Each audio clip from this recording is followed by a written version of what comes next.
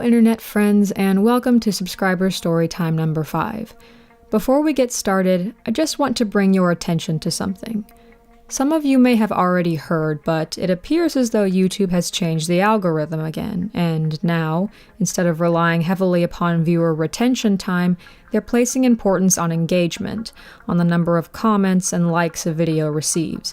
So the best thing you guys can do to help me out, obviously other than by watching and sharing the videos, is to leave a comment and a like. I don't normally place a lot of emphasis on those things, but I know to survive in the YouTube world you have to adapt to the algorithms. And be sure to check and see that you're still subscribed and receiving notifications, as there have been glitches lately that it seems automatically unsubscribe users from their channels. To receive notifications, click on the bell next to the subscribe button. If you already received notifications, the bell will look like this. Thank you, and I hope you enjoy subscriber storytime number 5.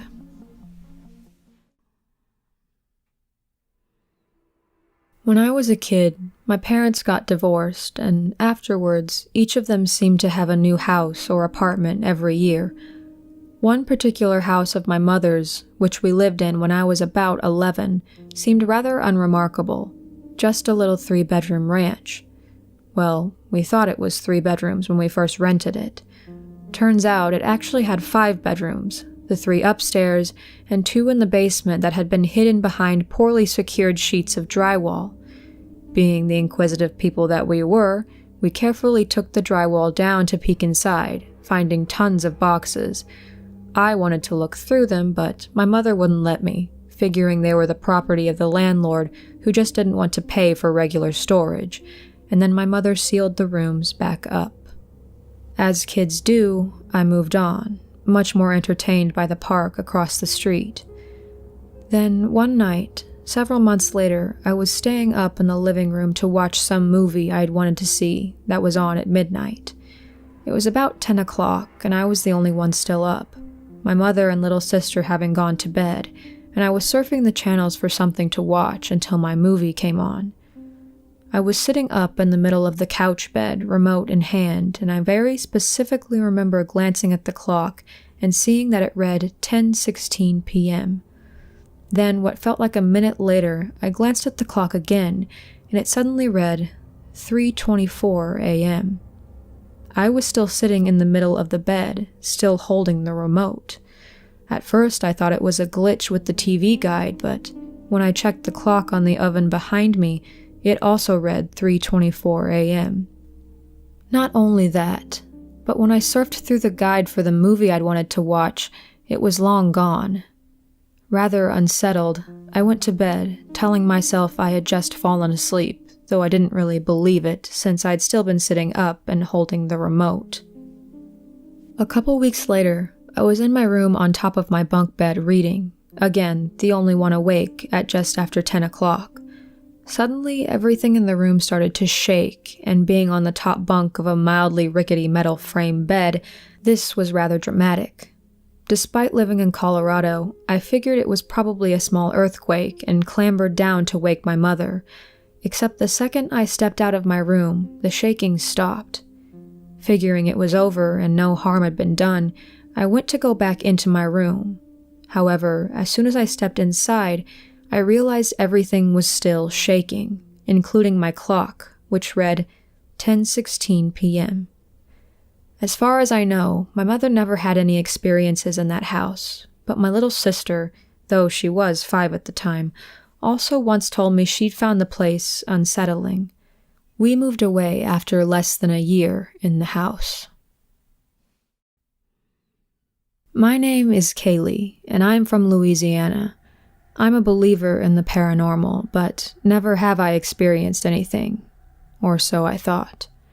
For as long as I can remember, until I was about 9, I had an imaginary friend named Candace. She had long brown hair, and she kept it in braided pigtails, and a white dress with flower designs sewn into it, and she never wore any shoes. She told me that I was her new best friend, and we played together every day.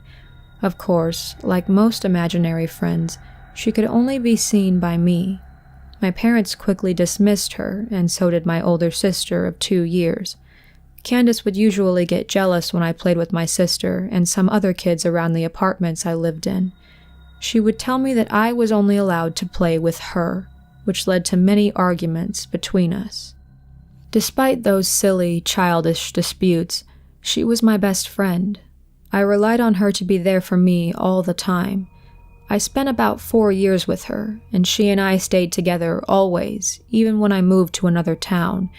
I never really questioned where she actually lived, who her parents were, why she never grew out of her age, why she always wore that dress every day, even though I thought she was just a regular girl.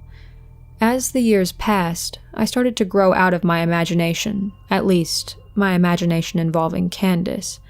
I stopped seeing her, and didn't think about her for a long while. When I was 13, I was spending the weekend at my grandma's, which was in the same apartment complex I used to live in. She was asleep, and I was awake, talking on the phone with a friend and scavenging for food in the fridge. I turned around to leave and saw Candace standing right in front of me. I only saw her for a second before she disappeared. She was the same height as she used to be, had on the same dress, and looked up at me with piercing eyes, almost like she was angry with me and clearly showing it. I remember backing against the wall and sliding down to my knees, trying to put together what had just happened. After 3 years, I remembered the incident, but never thought about it often. That is, until recently, when I decided to get some answers.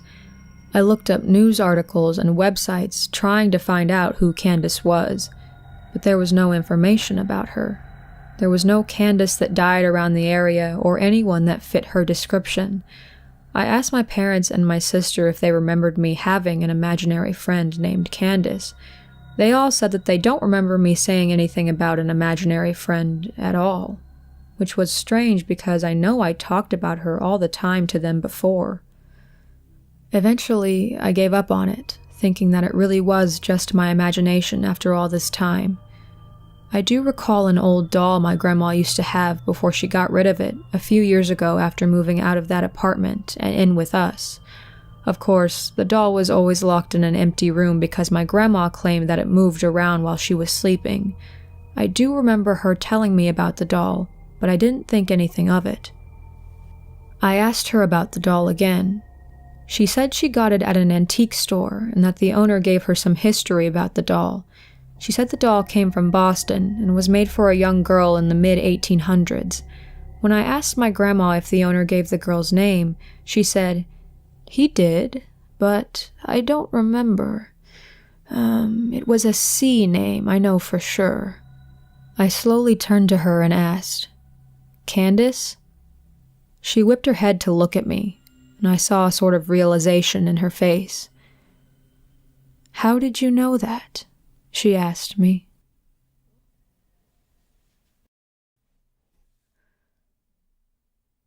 Since I was a small child, I've struggled with constant nightmares, night terrors, and, on rare occasion, sleep paralysis. The first time I can remember actual sleep paralysis was when I was about 10 years old. I was in bed one night and quickly fell asleep. However, I kept waking up throughout the night for various reasons. One time I woke up, I could hardly go back to sleep. I was lying there in bed staring at my ceiling when soon enough my body began to feel weird. It was a feeling like when a limb goes to sleep, except it was all over my body. Here's where it gets spooky. I couldn't get out of bed to walk anything off. I couldn't move at all, for that matter. I then saw a shadow. It looked to have the build of a man about 6 feet tall. It extended its arm in my direction and wagged its finger back and forth, like when you're gesturing, telling someone not to do something. And then it was gone, and I could just sleep fine after that. Fast forward to the next evening. It was a calm night, and I had no trouble falling asleep. However, for another night in a row, I couldn't stay asleep. I heard my father was still up and was in the living room. I went to go talk to him for a while. He almost immediately asked me why I was up so late. I looked at the clock in the room to see it was 1 a.m., but before I could give him an answer, I looked outside the front window to see a man standing in our front yard, about 6 feet tall. He pointed inwards at my father and I and wagged his finger. Chills ran down my spine, as this is the man I saw the night before. He proceeds to pick something up off the ground and point it at the window. It appeared to be a gun. My father and I duck out of sight as he fires, and a pink splat hits the window. It was merely a paintball gun, and then the man was gone, never to be seen again. That wasn't the first time I had a nightmare that predicted the future, however. I'm 16 now, and my nightmares and sleep paralysis continue. My most common nightmares are that of my loved ones dying. Fast forward to August of this year. I was traveling from Atlanta back to my home in Kansas. We stopped in a hotel in eastern Missouri. That night, I kept having nightmares of my family and I dying in a car accident. I brushed it off as just more nightmares. The next morning, my parents and I are driving home. We get through St. Louis, and then it began raining very heavily. Everything was normal for a little while. My parents were playing their country music through the radio. Now I listen to metal, so I put my earbuds in and played whatever was on my phone. Fit for a King comes on, and I just sink back into my seat, listening to the music. Traffic had stopped due to a wreck a little ways ahead of us. Next thing I knew, I was quickly being thrown off the road. I never heard a single thing over the crashing drums in my music, and then I was suddenly in a ditch. All was quiet. I looked to my right to see the car's spoiler about a half a centimeter or two away from my throat. My mother's seat had snapped, so she was on top of me. Everyone was alive, but we were hurt. My father was fine. I had 2 broken ribs and deep cuts in my leg. My mother, however, got the worst of it. She broke 14 ribs, dislocated and broke her left arm, and had fractures in her back. Nobody died that day, but the fact that I had a nightmare about it the night before petrifies me.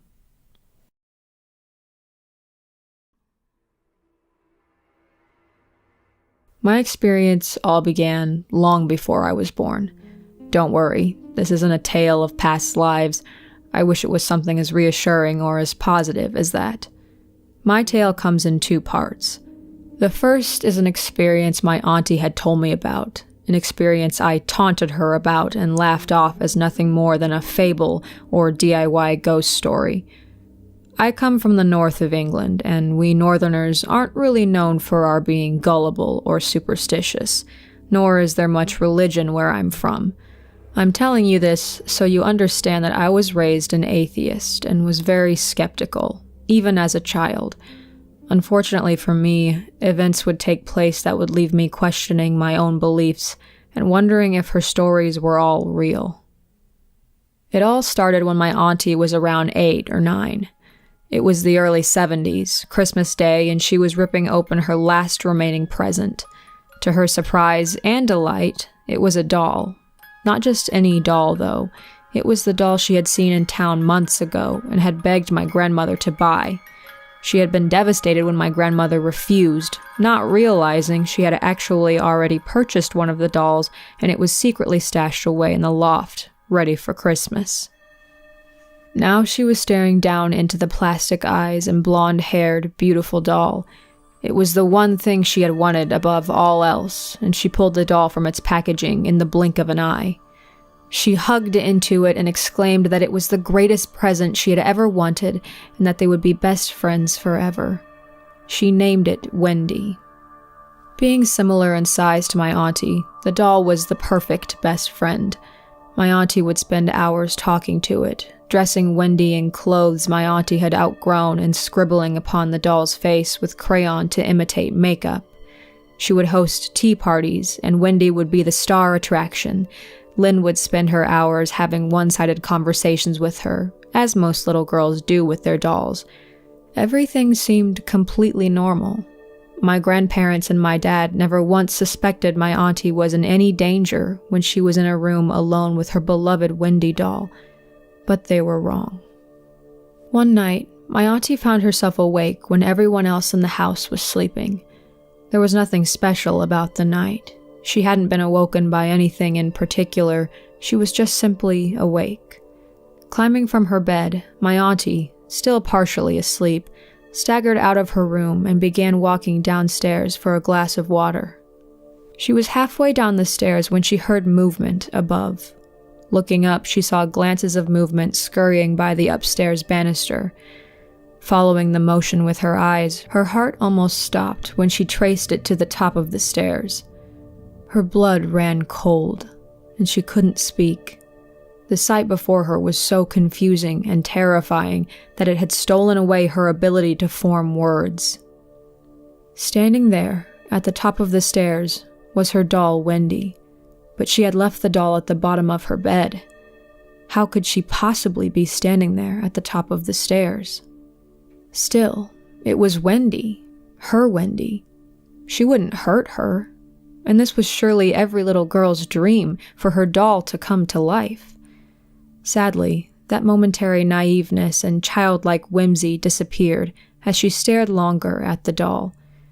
The darkness folded around the doll's features, and the top of the stairs grew darker and darker, as if a cloud hung over it. Wendy's crayon-stained face was different. In the shadows, there was a new, sinister intent behind Wendy's lifeless plastic eyes, and an insidious look upon her face that filled my auntie with dread. Even as a child, she had enough instinct to back away a bit. She prayed that this was just some awful dream, some awful nightmare, but before she could even attempt to wake herself up, the unthinkable happened.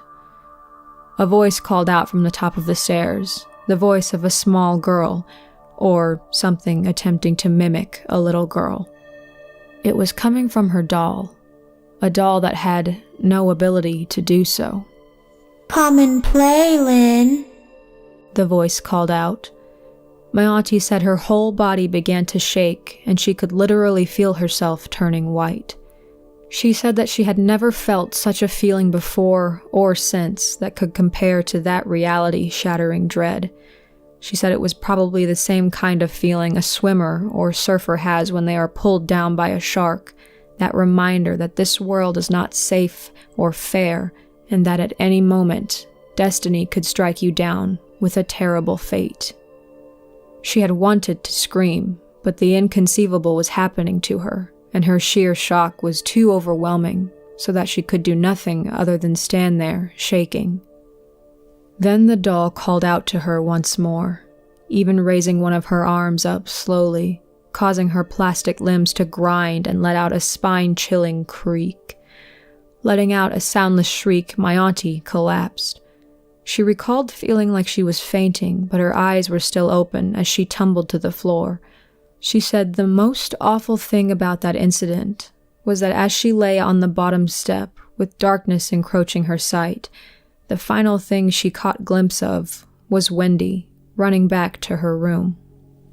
The following morning, my grandfather found my auntie on the bottom step, cold and terrified. She recounted her tale to my grandparents, but they never believed her. Who would? This was Newcastle in the 70s, an era and place not really known for its spirituality or open-mindedness. And my grandparents were old-fashioned. My gran believed in heaven and hell, but nothing else, and my grandfather believed in nothing. There was no way they could accept that a doll had sprung to life. They told her she must have been sleepwalking. Regardless, my auntie was so terrified by the end, she forced my grandparents to get rid of Wendy. I know from the outside looking in, it must have seemed odd, because the doll hadn't actually expressed any desire to hurt her or made any attempt to do so. But my auntie swears that there was someone else there with the doll, speaking through her, and that the look that was on the doll's face was not a friendly or warming one. It was threatening and terrifying. My gran was devastated that my auntie had become so terrified of the doll. After all, it was an expensive gift. But my grandparents decided it would be best to get rid of her like my auntie wanted. However, instead of just tossing the doll out, they stored her in the loft. This should have been the end of it, but, of course, It wasn't. For years, my auntie claimed to hear footsteps pacing along the wooden beams in the loft, and she even told me she heard voices, nursery rhymes, crying and humming, all coming from the loft. One of the final nights she could recall activity occurring, she was entering her bedroom, and as she did, she passed under the loft hatch, and just before she closed her door behind her, she heard a voice of a small child whisper. "Let me out." The voice called down from the loft. My auntie looked up, and the minute she did, the hatch fell shut, suggesting someone had briefly pulled it open to whisper down to her, a fear made impossible by the fact that the bolts that kept it shut were on the outside. Horrified by the event, my auntie swapped rooms with my dad to be further away from the loft entrance, and it seemed to help. Strangely, the activity just stopped of its own accord. My auntie grew up and moved out, chalking up her experience to a night terror and an overactive imagination. However, whenever I would joke about getting the doll down or going to see her, my Auntie Lynn's skepticism would vanish and be replaced by a terrified and worried look. "Don't ever say that. You stay away from that doll," she would always tell me. I just thought she was a little mad. We all have a mad auntie. But any doubts I had quickly vanished when I had my own encounter with Wendy. This is where I come in. I'm 23 years old, was raised on a working-class estate in Newcastle. I've never really thought much about my auntie's spooky or scary stories. I just always thought she was trying to scare me, but in hindsight, she seemed genuinely shaken when recounting her experience. I should have listened to her. It might have stopped me ever going into that loft. Anyways, my experience with my auntie's beloved doll occurred when I was 17. Coming from a working-class area where people are very community-driven and family-oriented, I didn't hesitate when my grandfather asked me to help him put flooring down in his loft. He had lived there for 40 or 50 years and needed some more space to store things. The loft itself had a small section that had flooring in it. Empty containers, dusty photo albums, the Christmas tree, all the holiday decorations, and, of course, the discarded children's toys. But other than that small section of flooring, the majority of the loft was just wooden beams and that awful yellow fiberglass insulation. The air was heavy, dusty, and the ceiling being quite low made it feel like a rather claustrophobic place to be. The loft entrance itself was just a hatch in the ceiling. This entrance was directly above the door to my auntie's bedroom. As I've already stated, the loft hatch was locked from the outside, and the loft itself had no light, meaning my grandfather had to use a light attached to a cable. He plugged it in the socket in the corridor below and climbed up into the loft. As I entered, I got hit by a wave of anxiety and surprise when I saw the infamous doll that had terrified my auntie positioned atop a box of tinsel and Christmas tree lights. I would be lying if I said those stories didn't come rushing back in that moment, but at the time I was 17 and thought I knew everything. I just pushed all those scary stories to the back of my mind and got on to helping put the boards down. Each time I placed a board down, I felt like Wendy's eyes were fixed upon me. It felt like her cold, dead gaze never left me the entire time. By the second day, we had pretty much decked the whole loft out. I won't lie, I was relieved. I had no desire to spend any more time in a dark, tight space with that doll that had terrorized my aunt as a child. However, it would seem luck was not on my side that day, as my grandfather wanted to check if the loft would still shut, without the new flooring blocking or hindering it. Unfortunately for me, this meant that the cable light would have to be taken out of the loft and the hatch closed up. My grandfather volunteered me to stay in the loft, just in case something did block the hatch from closing. I was about to ask to swap roles, but didn't want to be seen as a big girl's blouse, a phrase my grandfather would use often to describe me. Foolishly, my pride got the better of me, and I agreed to stay in the loft. But as the light began to fade, I couldn't help but look back at the child-sized doll sitting atop her throne of dusty boxes and lost things. As the last rays of light slithered across Wendy's rubbery skin and cold eyes, instinct, or something within me, made me reach for the hammer my grandfather had been using to hammer the boards tight together. Then suddenly, I could see nothing. The whole loft was swallowed up by darkness, and I was blind. I have never felt so vulnerable, but when nothing immediately happened, I began to ridicule myself silently. But then I heard a faint rustle, like something rattling around in a box. My eyes still hadn't adjusted, but I knew where the sound was coming from. My heart started to pound, and I held my breath for a moment, hoping to hear nothing, but in the silence, I heard a single tap. Then came another tap, and another, and I realized it was footsteps, small footsteps.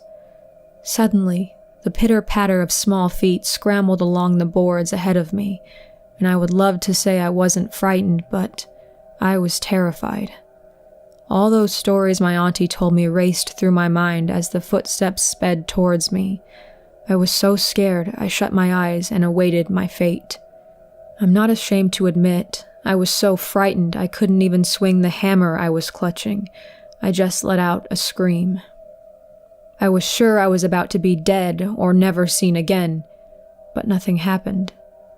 I opened my eyes and found the whole loft was lit up again, and my granddad was just laughing and shaking his head, calling me a woman and ridiculing me. I tried to laugh it off, but I was still full of fear. Maybe my grandfather was right. Maybe it was just the dark and my overactive imagination. But all those explanations left my mind when I looked over to the boxes. I went dead silent, and I could feel my hands shaking. My grandfather kept asking me what was wrong, but I couldn't summon the words to explain. That's how scared I was. I knew then that, for a moment, I truly understood that feeling my auntie had that dark night when her doll came to life. For you see, Wendy wasn't sitting on top of the boxes and Christmas decorations as she had been when I first entered. There she was, resting upon a beam in the far corner, like a child pretending to be asleep or play dead. Upon her face was a frozen smile, a smile that I felt was aimed at me, a smile that said, "All those tales were true. I know you know, and no one else will believe you." After that, I didn't stick around and made a swift exit from the loft, telling my granddad that I had just scared myself. In truth, I couldn't actually believe what had happened. I didn't want to believe it. Needless to say, I never wanted to be around that doll, and so I never went back up into that loft, and my visits to my grandfather's became less frequent. I've since moved down south and had pushed my experience to the back of my mind, and 6 years after my experience, my auntie had finally managed to get my grandfather, who was a bit of a hoarder, to clean out his loft. Wendy and the last of the rubbish from the loft was thrown into a skip. The skip was then taken, and that was the last any of my family ever saw of the doll. I just pray that the entity manipulating the doll went with it.